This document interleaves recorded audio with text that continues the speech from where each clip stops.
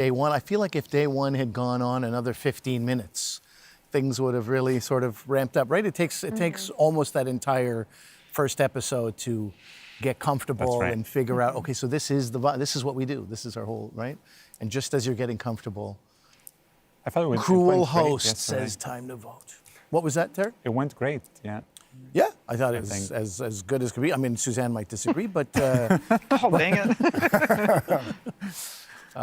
yeah, no, it's a good day one. It's a good day one, and I think, you know, it's hard to debate the fact that these are all great books. So you all have your work really cut out for you, each and every one of you. That's right. There's so much great stuff in every single one of these. I love how we all picked each other's books, and it worked out that all five got. That was just so. In the year that books that connect us, what a nice kind of tone. It's a nice mix. Yeah. You know, I don't think I knew that. You all were. These were. When they all, said, "What was your?"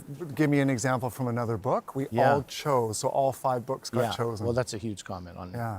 these books and what they're capable of doing. Really, Very true. yeah. Pleasure reading. More tears than I was hoping for in the winter and spring of 2022. But I know. you know, what are you going to do? My partner went to the lightest book. He read all five. He's like, "I'm going to the fluffiest book I can find after all this." Oh, after it, yeah. Yeah, I will say reading all the books within a span of like 3 months was quite the intense journey. Very true. A lot of emotions. Yeah. I have no idea how some people say they read 50 books a year. Like, I cannot. A book a week, it's I a lot. cannot. Yeah, that was my dad, but also he ignored his children, right? Like you have to Right. this is what wins Yeah. out. You know what I mean? Yeah, Like my that's right. dad was like, and he didn't watch like a ton of television. He was constantly falling asleep during a nap with a book on his face. He was rereading books that he had already read. Just so, Wow.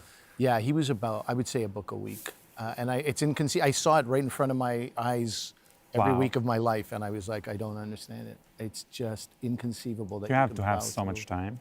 Yeah. Well, he and I think he organized his life that way. He was a teacher, and he picked 8:30 classes, Right. and then I think there was a 10:30 class. So he was home by noon every single day, and reading immediately, a nap, lunch, reading again, and then.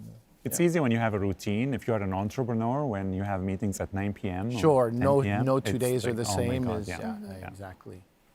Exactly. And in fact, that's why you hear about all these entrepreneurs and get up at 5 in the morning just to have some time for yourself, morning, right? That that's right. 5 to 6:30 Before you where start getting nobody calls, emails. bothers you. Yeah. We have 2 minutes to the start of the show. Did you hear the 2 minutes? Do you guys get that? I didn't. No, And you no. hear I it? didn't Okay. hear it. No. Okay. Yeah. Leah, No, I'm just confirming. I'm just I can hear you. Can I see Yeah. if I hear you? Hey, Mark, how's it going? I'm not seem to be working anymore. Yours is not working? Yeah, could you send somebody over? Weird. That's by design, Mark. I know. I'm only around for 60 seconds. Oh. That's okay. It's like your goggles snapping. Oh my God! Or worse, once, I swear, I forgot to put on my bathing suit at the Como really? Games, and I took off my tracksuit because it's so tight, and I was like, ah! Deck change. There we go. It's back. We love a technical difficulty. Technical Mark, that's- difficulties. Yeah, I'm back. Wait. Sure. 1 minute to our show. And no Worst problem. case scenario, you'll have to pull that out and tuck it down the back of your vest and It's go all old good. school. We got it going. Thank you. Hey, Yeah. Errol, way to fly in, buddy. Okay, there you go, buddy. Thank you. Okay, here we go. 20 seconds to quiet, guys. Stand by.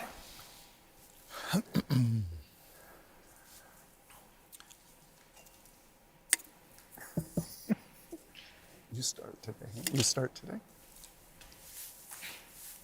30 seconds. Thank you. You too.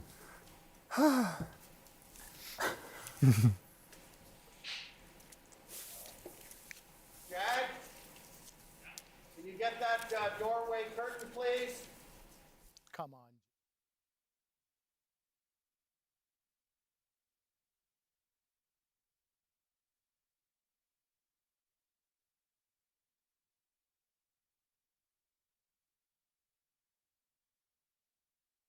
This is a CBC special presentation, available in described video. It's day 2 of the Great Canadian Book Debate. We said goodbye to the first title yesterday. One more will go today. Which one will it be? You'll find out soon. I'm your host, Ali Hassan. This is Canada Reads.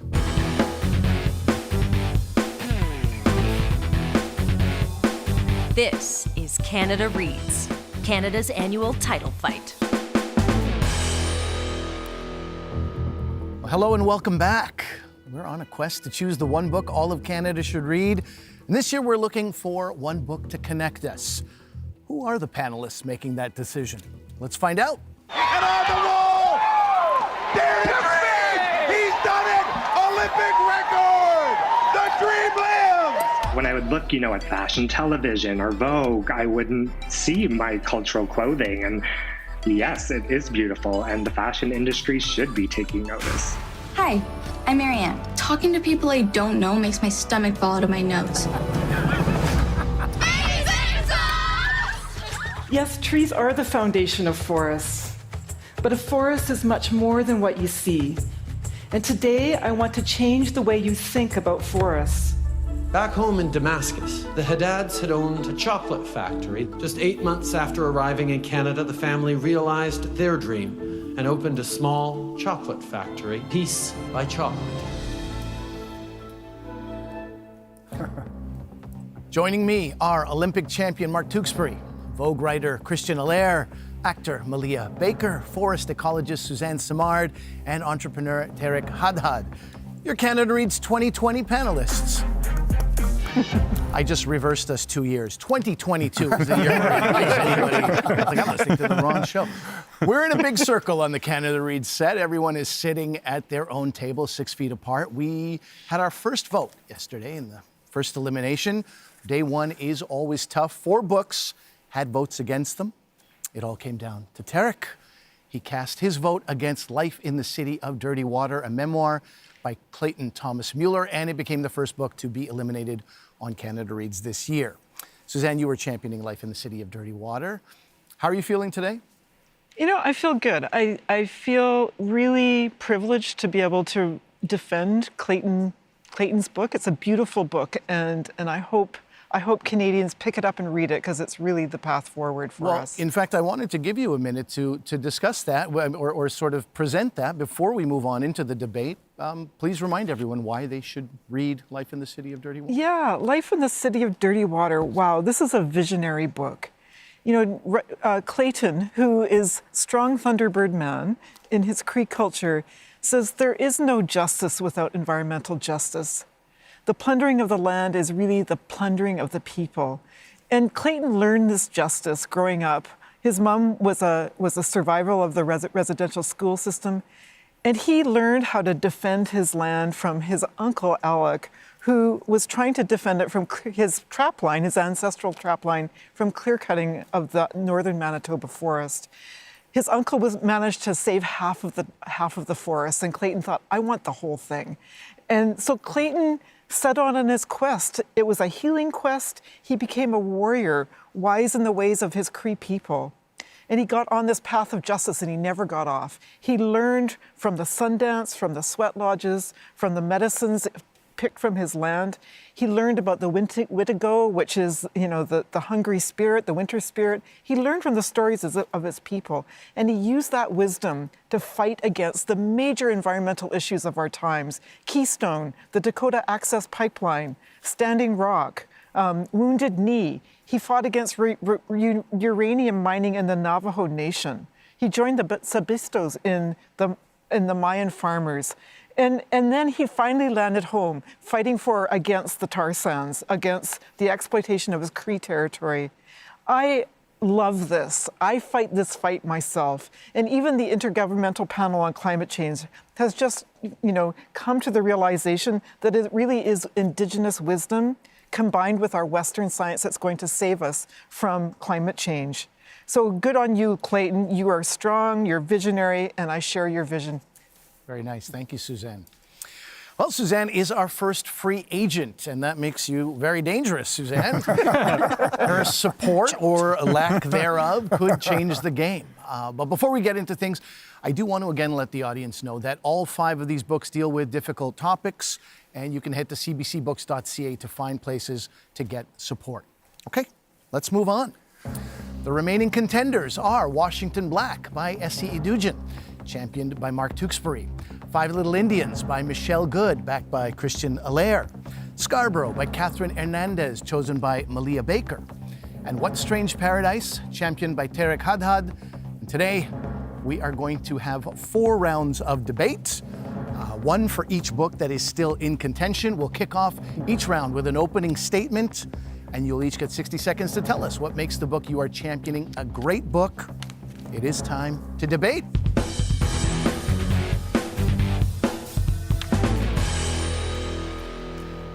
Mark, you were first yesterday. Yes. But you did such a good job that we're making you go first again. You are championing Washington Black by S.E. Edugen. It is a novel about a young boy named George Washington Black. He is known as Wash. He's enslaved on a plantation, but his life takes a completely new direction with the arrival of a man named Titch. I'm going to give you 60 seconds.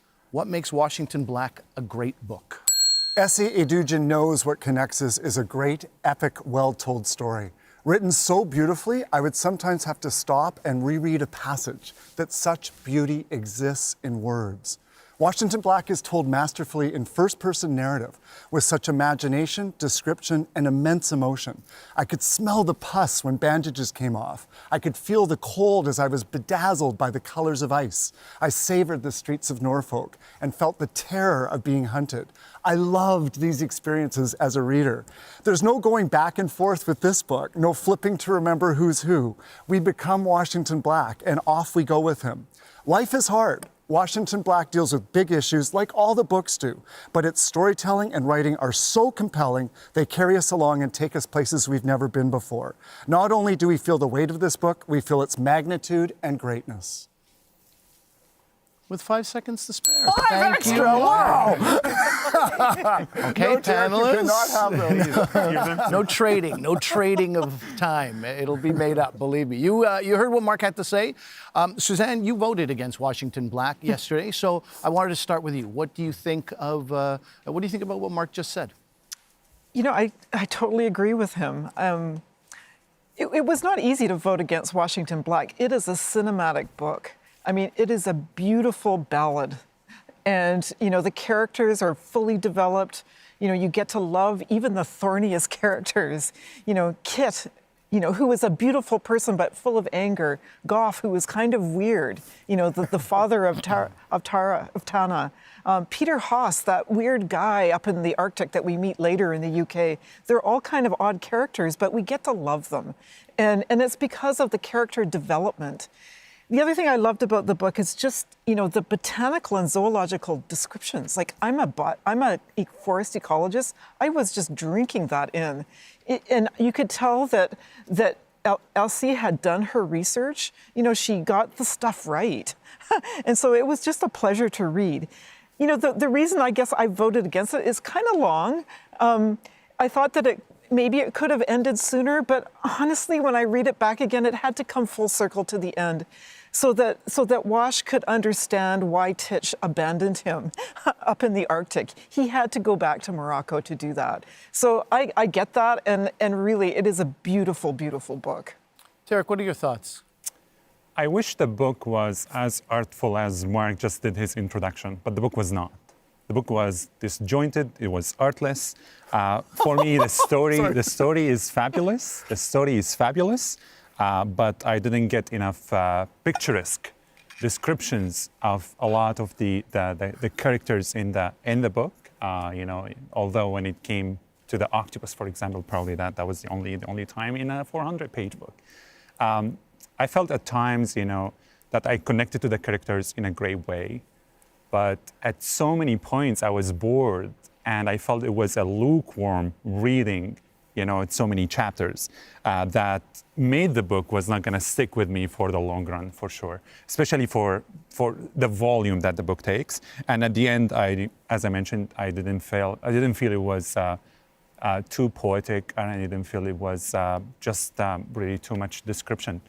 for so many of the so many incidents. Mark, I can't imagine a world where you don't have a response to that. Well, I just feel like, Tarek, we read two different books. And that's subjective, right? That's what books are. But this book literally pulled me in from the first sentence and didn't let me go.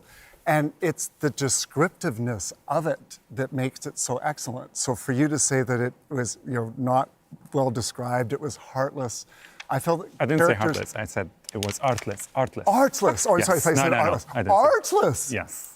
Wow. Mark just realized that's maybe worse than that. Listen, I'm an Olympian, right? And I'm an Olympic champion. And there's lots of people that are Olympic champions, but there's very few Michael Phelps. There's very few Penny Alexiaks that are like the creme de la creme of what they do. And so for you to say that Essie as a writer was artless, I don't accept that. I think that Essie is the Michael Phelps of writers. And she's able to elevate characters and authenticity and complex relationships, all the while describing these scenes from 1830 in 6 or 7 different cities and places we've never been. And at the same time, taking us through the very subtle and nuanced development of Wash as a character to step into his own sense of freedom, which, as Suzanne noted, is so nuanced, it only actually comes to fruition in the final couple pages of the book. So that's fair. We just had a totally different reading. Christian, let me ask you, what are your thoughts? I would have to disagree with Tarek in the fact that I thought it was actually one of the most vivid books in terms of writing. It kept me going the whole time, and I could picture every pit stop Washington made along the way. With me coming from a writer background, it was more the structure of the story I had an issue with. I feel like a lot of the book leads up to this relationship between Washington and Titch, and half the book is him trying to find Titch and get that answer. Why did you abandon me? You were my mentor. And so there's all this climactic buildup to that. And when we get there, he won't give him an answer. And it's like we get a chapter of the reunion, and then a storm blows in, and we don't know what happened. And for me, I'm not saying every story needs a happy ending, not at all, but I didn't get a takeaway. And I was just like, what was this? It was more a journey of self-discovery for Washington. I don't think we needed that buildup of their relationship. It was more about him, Sorry, Yeah. because Christian disagrees with me, I just want to ask him about the plot. What did you think of it?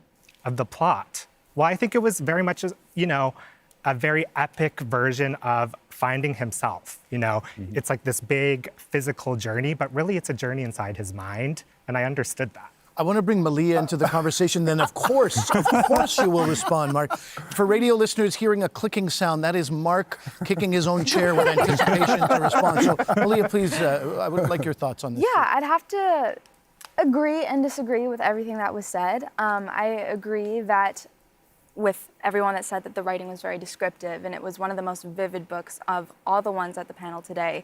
I could taste things, I could feel things, I could hear things, and I loved that part about it because it really transported you.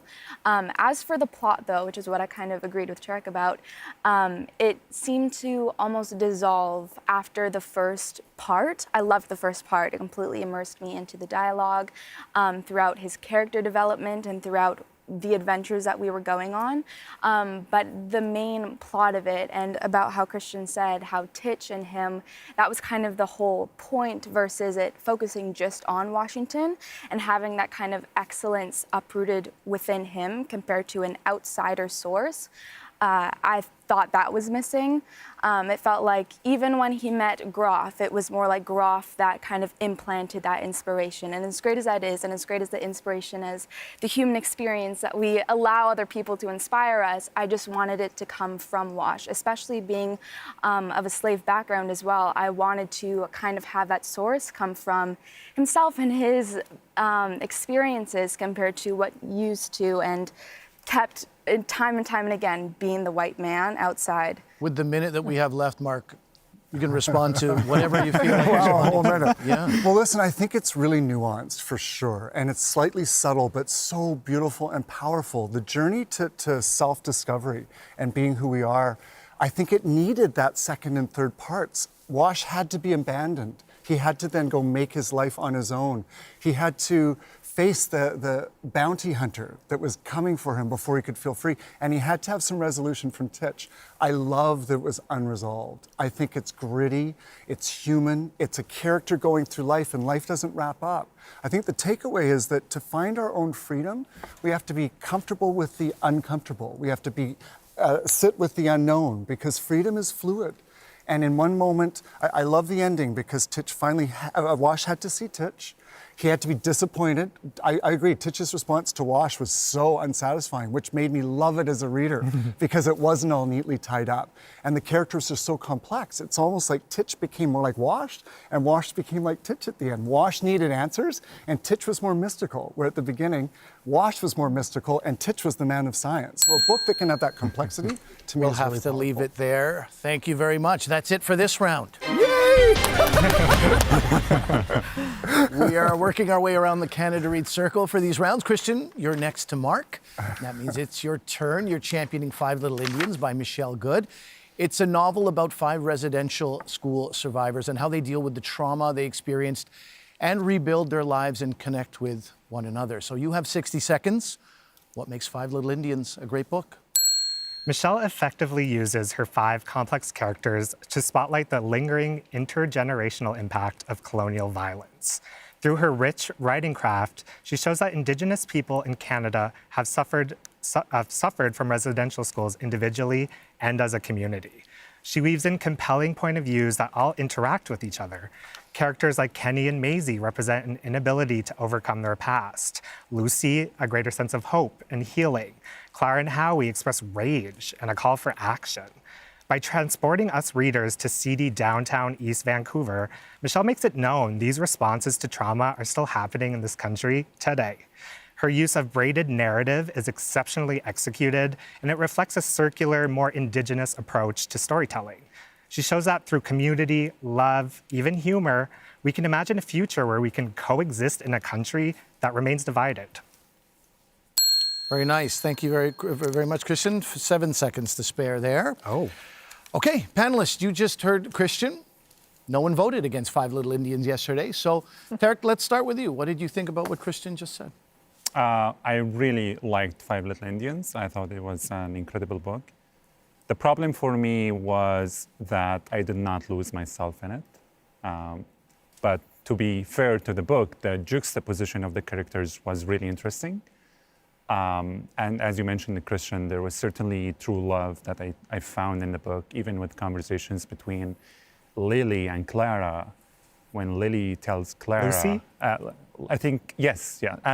At the end, I think at the end of the book, when Lucy Lily... would be the end. Lily is the young girl who died at That's right. Yeah. Oh, So, sorry, Lucy. Yeah, when she said, "Accept love, it is your due," and that certainly has uplifted me. And you find all of these human stories in the book that I salute all the stories of survivors. I salute them. For me as a newcomer coming to Canada, learning about this topic, which is so heavy. The book is truly heavy, but I enjoyed learning a lot from it for sure. Christian, response to that? Yeah, I mean, I think, you say you can't lose yourself in it. I think that is a valid, maybe, critique. All I can say is I think it's not supposed to be a transportative book. I think it's supposed to be a quite sobering book. You're definitely not going to have a good night's sleep after reading it. I acknowledge that, but I think it's important, and I think it's an uncomfortable truth that it's a feeling you had to have while reading it. Suzanne, what did you think about the writing? The writing was sparse, but that made us feel more connected to the characters. It's interesting how she did that. It wasn't flowery, it wasn't overly cinematic, but it really focused on those characters, and that was what the book was about. And, it made me cry. That was the one book that brought me to tears. It made me laugh. It made me writhe in pain. I felt dirty in the experience. I think that she really touched me in so many ways. And mostly it was just brutally honest. It's the truth. And I think that a lot of us really don't know that. And so it's a great, I wouldn't say service, it's a great revelation. I love the book. I think it's a book that all Canadians should read. Maybe people all over the world should read. the other thing about it that I just took away was these kids were badass kids. You know, like they were so resilient. Like look what they went through. My God. And they rose up in whatever way they could and became people. Clara, my goodness, you know, she just, I wish I was Clara just for a day, you know, like I was so proud of her. I could relate to it. I could I could smell the streets of Vancouver. Of course, I went to university. I was an undergrad right around the same time this book was set. I know the only seafood restaurant. I know the downtown east side. Like I just felt like I understood it so deeply. And so, you know, and I talked to my mom about this book because I gave her the book. I said, Mom, you should read this book. And she got, you know, she didn't finish it because she was so shocked. And she was a school teacher around those times. And I think it would just hurt her so deeply to know the depth of the pain and the trauma of what happened to Maisie. It was just like she couldn't go on. But you know what? We need to read these. We need to absorb these, and then we can move forward. Leah? I'd have to agree with you. I think you brought up an important topic there is having it so much that you need to put it down, because most people use reading as an escape, and having that escape, it felt like within this book sometimes I wanted the escape from the escape. But I completely agree with that it needs to be told, and the topic is so incredibly important. I think everyone should read this book. My biggest thing is that the hopefulness of it, especially with the time jumps as well. In your pitch, you said that Lucy was hopeful, and that really didn't translate to me. I think that she finally had some healing, sure, but we didn't see her heal. We saw a time jump to when she was finally okay with Kenny. And speaking of Kenny, when he passed on, we saw the aftermath of that in him healing. And I loved that part, but I felt like we were missing that with Maisie, especially. That kind of character just it wasn't completely fleshed out to the point where I wanted to hear more from her, because her chapters were so interesting and intriguing, and I was heartbroken for her.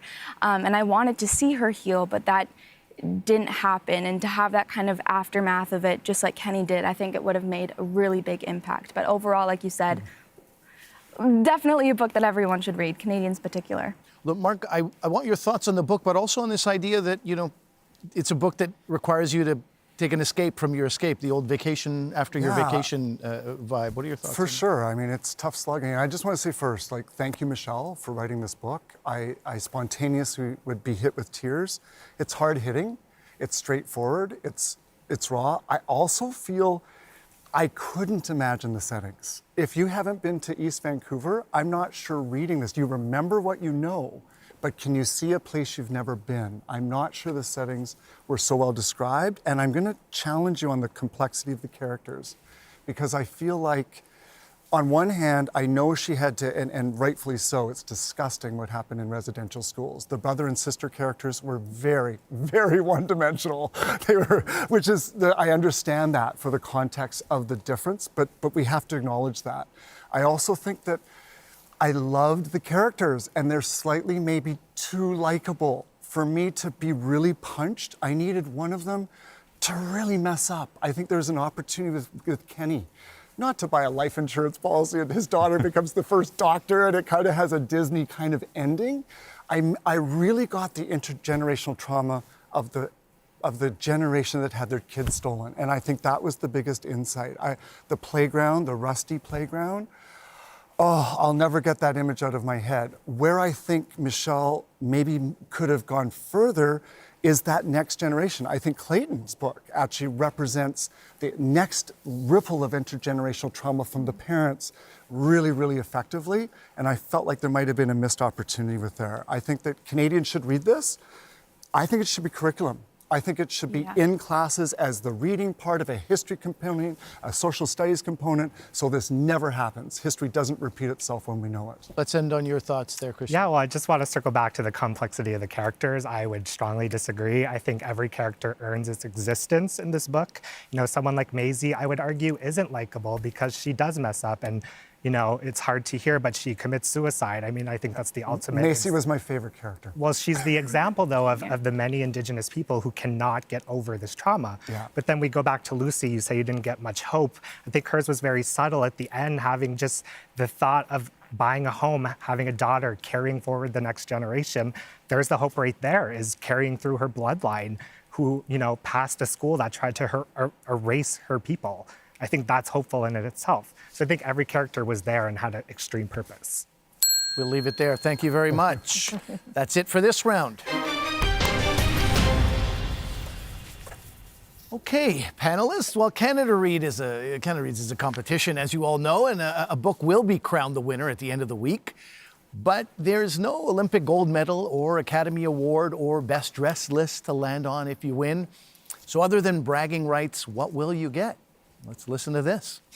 Well, I know that Mark and his partner are foodies, so it would be wonderful to, fly them out somewhere to have a wonderful culinary experience. Go out to Whistler and take a helicopter out to a glacier and have drinks and have dinner. Yes! Malia, if Scarborough wins Canada Reads, you get ready. You will become an honorary Scarberian. We will just paint the town red, going from restaurant to restaurant to celebrate the fact that you are an official East Ender now. In the wonderful event that Christian prevails, I would fly to New York City when the world allows it, and I would take him to dinner in the village at someplace lovely like Babo. If What Strange Paradise wins Canada Reads, I will give Tarek the single greatest gift that I can think of, because I suspect after doing all of the work on Canada Reads, he will never want to talk to me or talk about this book ever again.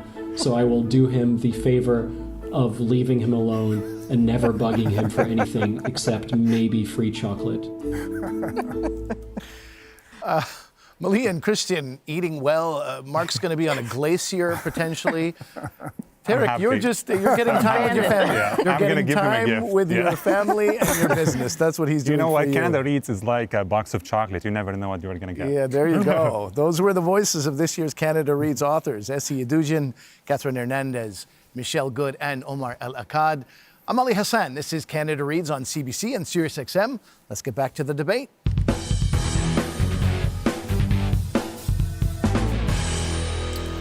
Malia, you are across from me in this circle, so that means it's your turn. You are championing Scarborough by Catherine Hernandez. It's a novel about a community program, the young children who use it as a refuge, and the passionate teacher trying to make the best of things in the face of bureaucracy, racism, and poverty. You have 60 seconds. What makes Scarborough a great book? What makes Scarborough a great book is the amount of individuals it speaks to by connecting us through shared experiences and feelings. While reading Scarborough, I felt these characters float off the page directly into my mind. Every sentence is used. We aren't dancing around topics. No words are wasted. From being introduced to Miss Hina through the email sent between her and her supervisor, to Sylvie needing an escape from her own world and allowing us to jump into her mind's imagination with her, Scarborough felt like a love letter that told people that are so often overlooked and are an afterthought that we see you and we're listening. Look, I'm sure each and every one of us has felt unseen at one point of our lives, or has fallen victim to the exclusions that have become a part of our day-to-day living, regardless of categories of demographics. So seeing these characters convince themselves of hope and make themselves be seen is almost contagious. And the unpolished effect that it's predominantly being told through a youth lens, a lens that is often overlooked but is the future of Canada, is what brings hope, empathy, and belief in the good that is necessary to once again connect us all.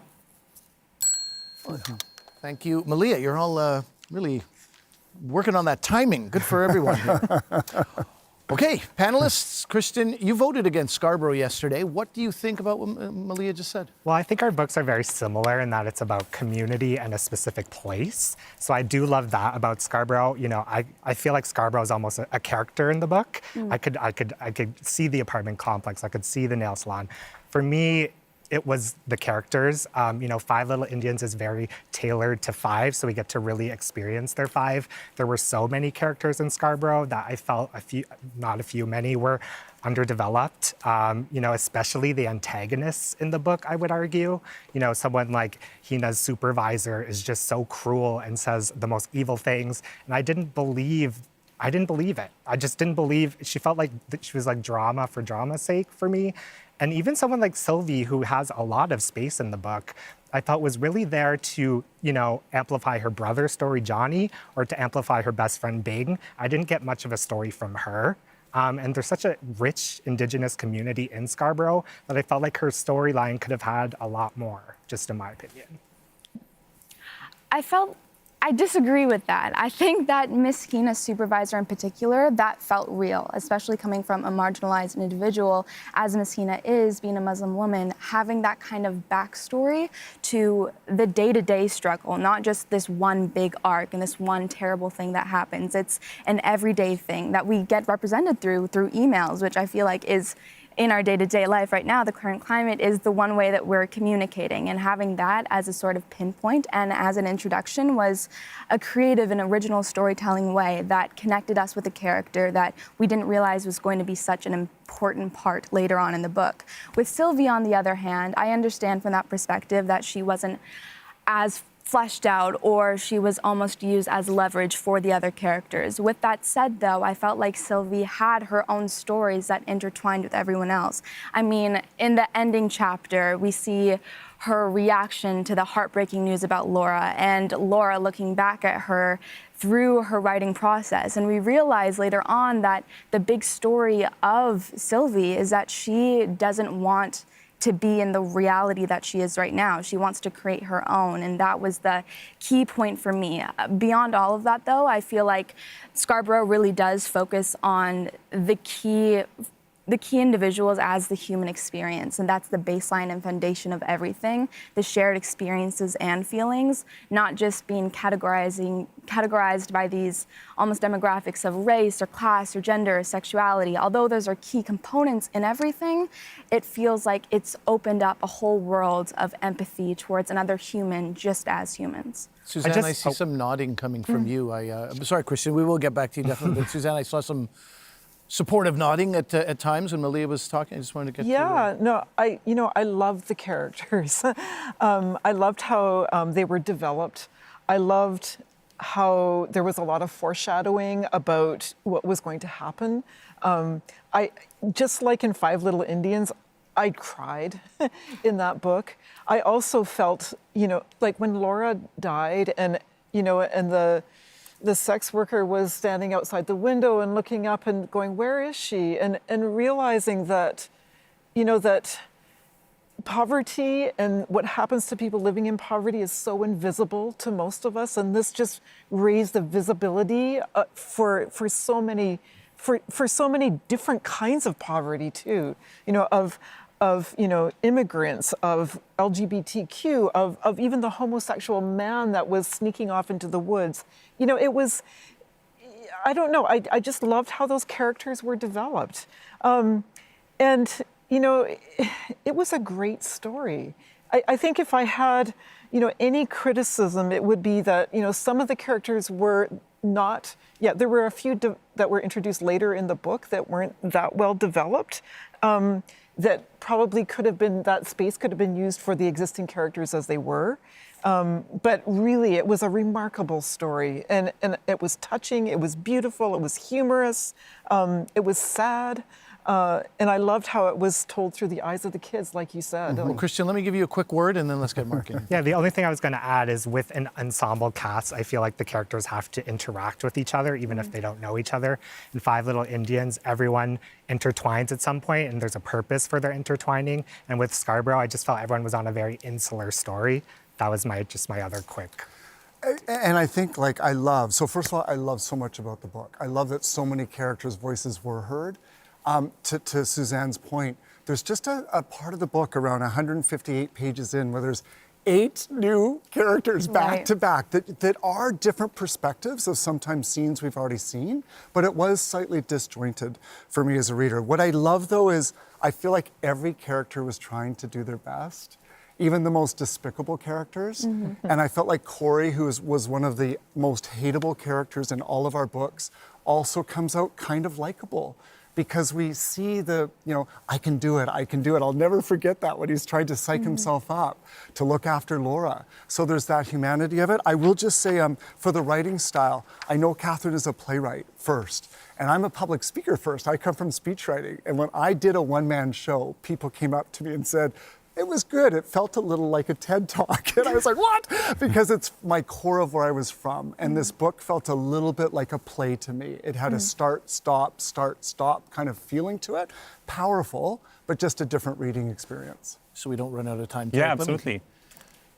I loved Scarborough. A very important read. I really hope every Canadian should read it just to learn about marginalized communities across Canada. It doesn't only tell the story about Scarborough, it tells a story about many communities in Canada that we even don't know about. It is a gripping page turner for me. I finished it really in a remarkable short time. I totally agree with Christian on just the point that some of the characters were underdeveloped. And one of the other points that I wanted to bring in about that book is that the writing at some point in the book was a little bit clunky. That I certainly didn't feel, other than the pace at so many other chapters, the pace was somehow atrocious in some of the other chapters. But what we need to learn from Scarborough is that you certainly don't need more than what was described in that book to make it efficient. Like you really need to deliver a message and to have an action point and to know that within all the mix of the topics that was discussed, within poverty, within abuse, within addiction, all of that certainly needs solutions. And I totally thought and I felt that the author tried so hard to deliver us solutions throughout each one of those characters. Final word to you, Malia. Yeah, I think kind of touching upon everything, I think about what Christian said about how these characters have nothing in particular that are in common. I think that's one of the advantages about the book. It's what I loved about it and what I took away from it, because they were forced into this caring center where they are polar opposites that they still somehow connect, and that's what community is. It's not just a bunch of characters with the same background living through the same experiences and figuring out how to deal with it on their own individually. I felt like it was a more individual experience that can speak to a hundreds amount of people that are experiencing these things that not necessarily you are. And I feel like touching upon what Mark said about Corey being one of the most hateable characters in here, I completely agree with that. But at the end, he did almost come out as I feel sorry for him. It's not that I absolutely hate him, which I totally do, but at the same time, it's that I feel heartbroken for him, that he's We'll have to leave it there. You two better stop Your it. sentiment was received. That's it for this round. Okay, panelists. Suzanne is next to Malia. Your book was voted out. The book you were championing, The Memoir Life in the City of Dirty Water. Suzanne has been voted off. We're going to skip past you. No offense. Yeah, exactly. Suzanne, with your mouth open, outrage. But Tarek, that means that you were up. You were championing What Strange Paradise by Omar Al-Akkad. It's a novel about a young boy named Amir who ends up on a boat of refugees fleeing their homelands. When the boat is shipwrecked, he finds himself on a small island where a teenage girl named Vanna is determined to help him. You have 60 seconds. Hope is more than a feeling, and I'm hopeful by nature. That's how I connected to What Strange Paradise. The breathtaking and conversational story is a remarkable journey to know what kind of people we are, the fuel or the engine. It is a very engaging and fast-paced book where we feel we are in the shoes of each one of the characters, trying to make the choices of caring or being apathetic. Powerfully written, this book reveals that no one should feel sorry for refugees, but everyone needs to believe in them. And let me tell you, you never know if tomorrow you will be one. This pulsating novel attained what it deserves to be celebrated as one that bounces between simplicity and mystery. This book's vivid scenes and dazzling structure vibrates between parable and particular. And with its unique before and after chapters, What Strange Paradise is the one book that connects us because Canadians are not only human beings, but they are great at being humans. Thank you, Tarek. Okay, panelists. Mark, let's start with you. You did vote against What Strange Paradise yesterday. What do you think about what Don't forget Tarek the just chocolate, said? Mark. Yeah. Well, I'm just amazed to hear Tarek start his argument with hope, because I felt like this book was not hopeful at all. In fact, I love Omar, just listening to him joke with you. He's a cynical person by nature. Right. I can hear it even in how he's supporting you on this show. And I felt like he wanted to make the point that for someone else to succeed, someone has to fail. He was taking a very systemic look at the immigration and refugee crises, which is true and it's realistic, but it wasn't hopeful. In the intro, Ali, as you were saying something about he's on the beach and he finds himself in a place or did he? Because that is the question. I don't know what happened to Amir. I still don't know. And it's not ambiguous in that something good could have happened to him. He either died the first time or the second time, and I'm not sure which. And if it was the second time, I felt really ripped off going through all that backstory that made no sense to me. The character of Vanna and why she was so supportive of this refugee, I just didn't get it. And then the Colonel, on the other hand, had this more developed backstory. So I don't know why there's a difference between those two. I did really enjoy the scenes on the boat. I thought the scenes on the boat were very touching, full of humanity, very descriptive, and the writing was great. I have to disagree with you, Mark, because I truly feel that hope is very relative. I think that hope was pretty much portrayed in every aspect of the book, although the ending was very open, and I think this is the power of What Strange Paradise. I felt it certainly in Washington Black as well, that the ending was open to the imagination of the reader. And I have to say that what I love about What Strange Paradise is that it touches on that topic between kindness and cruelty. And you mentioned that you are a little bit cynical about why Vanna is so kind and all of that. Because the topic of refugees has been politicized by populists who turn anxiety into votes. And when you ask them about the reason, they point to immigrants, to refugees, to Muslims, to the elites, and they give you slogans, they don't give you solutions. And I think that was really the power of What Strange Paradise, is to deliver on that topic very, very lightly, in a way that connects and humanizes refugees in a way that no other book that I have read that tells my own story. A young boy, a 9-year-old Amir, certainly represents not only me, but every refugee out there. Suzanne, your thoughts on what you've heard and on the book? Yeah, I love this book too. I loved all the books. I thought it's beautifully written. There were all kinds of turns of phrase that always caught me, like things like the species is not unique to the island, nor is the island unique to the species. I thought it just made me think and pause and think, and there were several of those throughout the book. I love the before, after, and now structure of the book. I love the descriptions. I love the character building. I love the dialogue. The dialogue was brilliant. And I think that there were things that I didn't like about the book too, though. So I love the beginning, the boat ride. I thought was brilliant, and then the capsizing of the boat. You're just like, oh my God, you're living and breathing with those people jumping off the boat.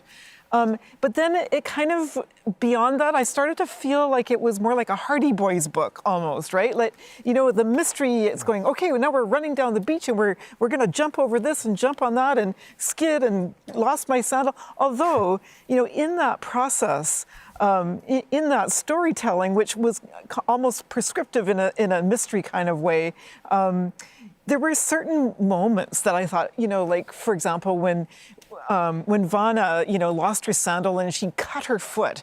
You could feel the cut in her foot, right? It was so well done. Or when Amir was covered in salt and his hair was matted on his head and his shorts were covered in salt, you could feel that, right? The descriptions were so well done. But, again, the mystery part of it near the end, it kind of lost me a little bit. At that point, I was thinking, okay, well, I think I know how this is gonna end now.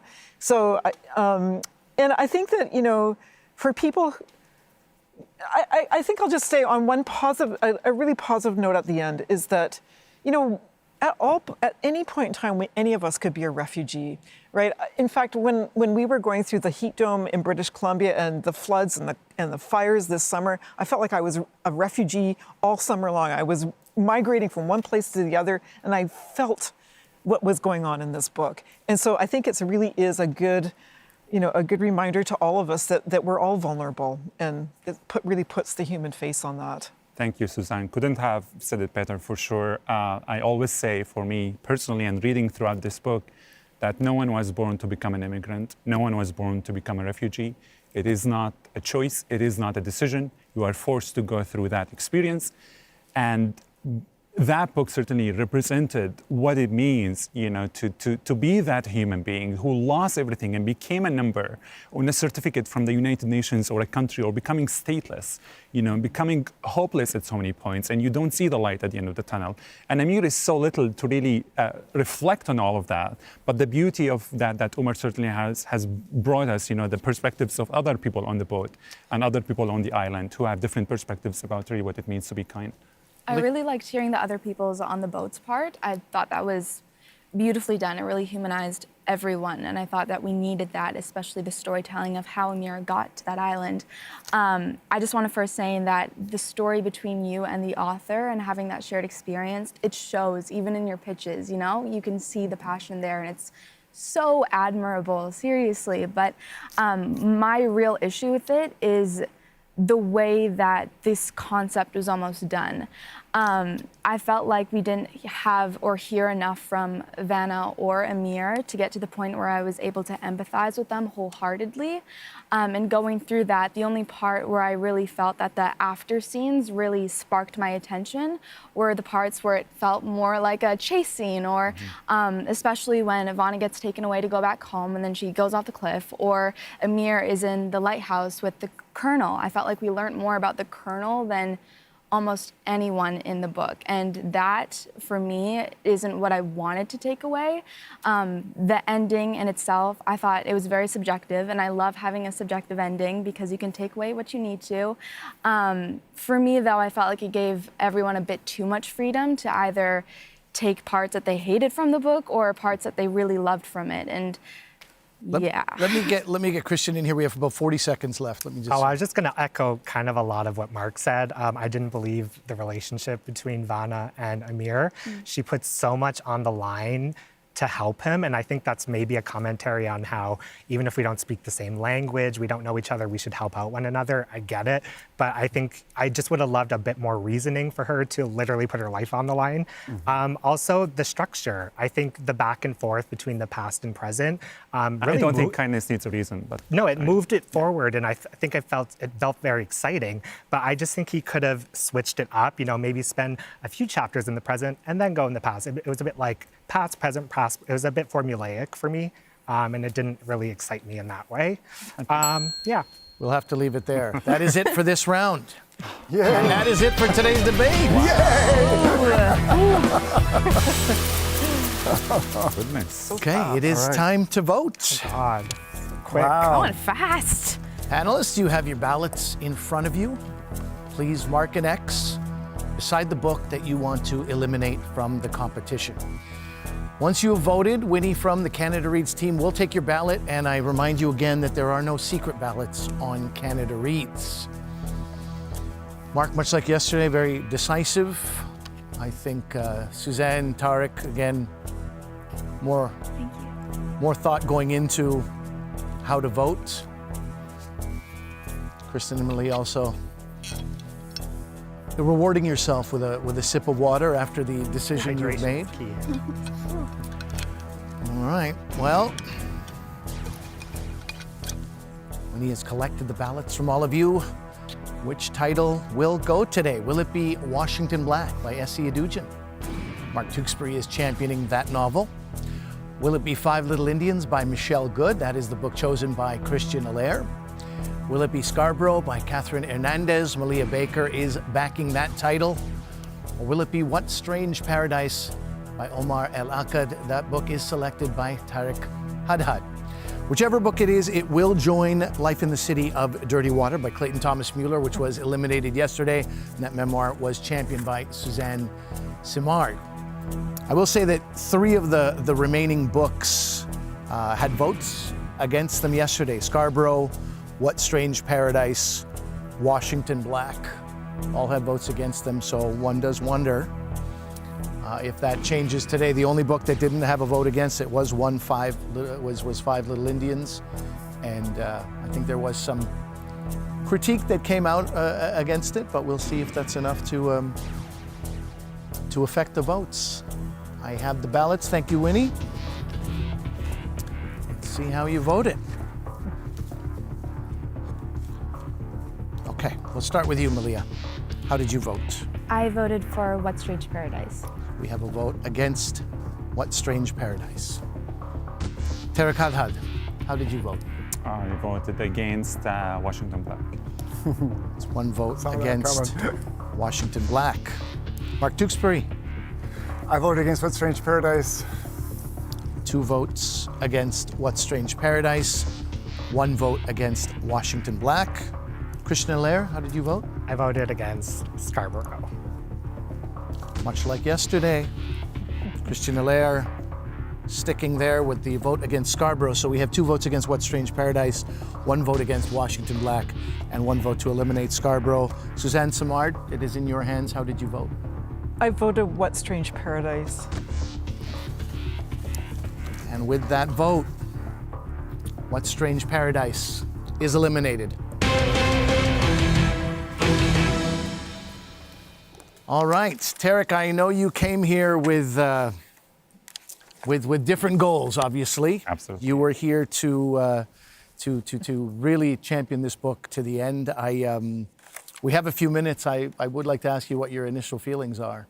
Yeah, absolutely. Well, again, it's an honor that the book has made it this far. I really hope that Canadians would continue to reflect on the cause portrayed in the book, because it is such of importance, especially these days with everything happening around the world. I know that the book did not have any settings in Canada. All the other 4 books had their settings happening here in a way that Canadians were connecting to them directly. But I hope that the cause for refugees and the cause for supporting immigrants and those leaving their homes is going to continue to be a priority for Canadians, because I truly believe in the big hearts that Canadians have. I'm a man of peace, I'm a man of love, and I'm a man of really believing that always love is the answer and hate is the cancer. I truly believe in that. And Omar did very phenomenal work bringing this story, fictional story, but also so true, to be honest, to be so close to fiction. So I'm really happy that the book has made it this far. I'm obviously disappointed. I wish that the book has made it further, but I'm really happy that such powerful book, Giller Prize winner, has made it to Canada Reads, so Canadians are now more aware about the topic. And to be honest, I'm still, although I said that even if What Strange Paradise won the Canada Reads, I would be donating tens of copies to Canadians across the country. But now I believe, even because it did not win, I would keep donating these copies to Canadians across the country, because it's so important and it is so close to my heart. But at the end of the day, I will thank my fellow panelists. It is part of the game. A book has to go, and I'm looking forward to the rest of the show. Thank you, Tarek. Love is the answer, hate is the cancer. Maybe you should have used that earlier in the debate. It's a very, very powerful I needed a little statement. bit of your happy ending, Tarek. I needed your story at the end of that book. You are a free agent, and as you've seen with Suzanne, there's some wooing that needs to happen from the other panelists once you're in free agency. So you have some thinking to do there about, with your free agency, how you wield that power. Yeah, I'm excited to use that power and talk to. Certainly now, I think I would be more, open to listening. I think I missed that over the past 2 days, but over the next few days, I think I really need to be convinced. So, I think over the years we have noted that once your book is eliminated, there is almost equal parts disappointment and equal parts relief. We do see that, where, as you say, now it's time where you can listen without having your book without that bias. Yeah, exactly. Well, we are going to need to leave it there for today. We have 3 books left. We're on a quest. We want to find the one book that all of Canada should read. We have 2 votes are down, 2 votes are left to go. I'm your host, Ali Hassan. Until next time, read on, Canada.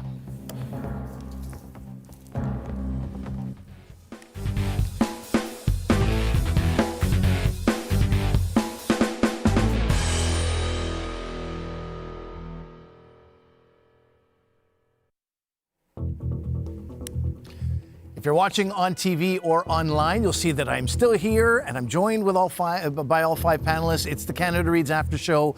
We just had our second Canada Reads elimination. We said goodbye to What Strange Paradise by Omar El-Akkad. As we know, Omar El-Akkad has been on this show twice. Readers are a fan of his work. Canadians are a fan of his work. We here are a fan of his work.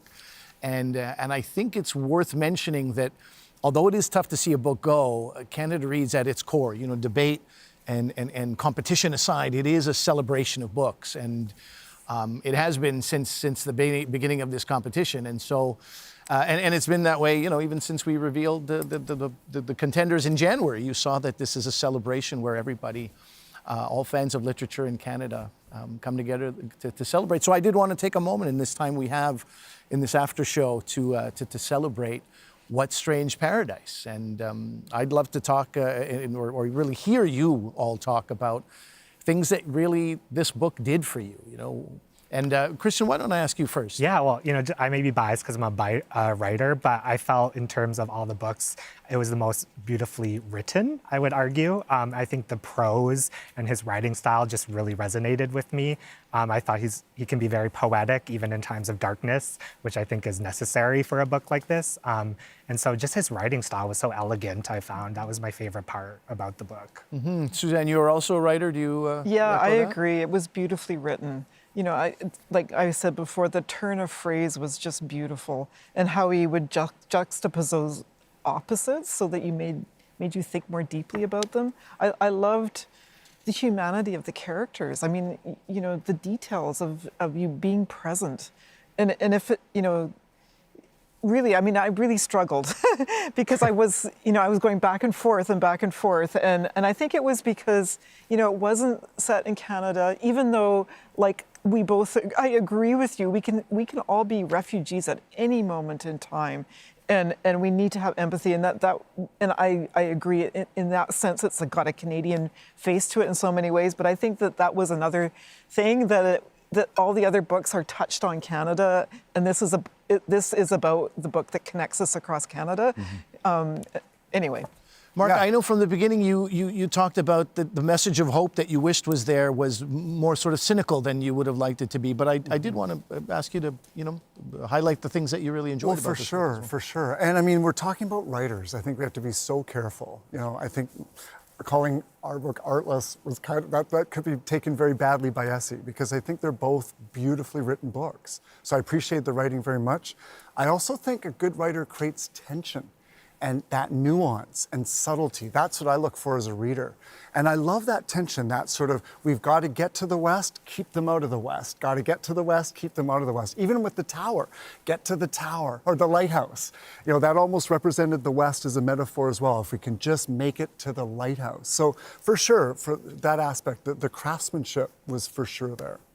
Okay, Malia? Yeah, I took, honestly, while I put down the book, the things that really stuck with me were the boat scenes, especially Muhammad and everything that he said. There was such a deeper meaning to his own experience. I was so intrigued by that character and all the characters on that ship, and then to see how it affected Amir while he went back onto the island. It was just a range of emotions, and I, like all of you, I agree that the writing, it had such a prose to it and such almost poetry, like you said. It was a treat to read, and to have those examples like you pulled out, they come in within every chapter, and that's what I took away from it and really respected. Mohammed was almost like Corey.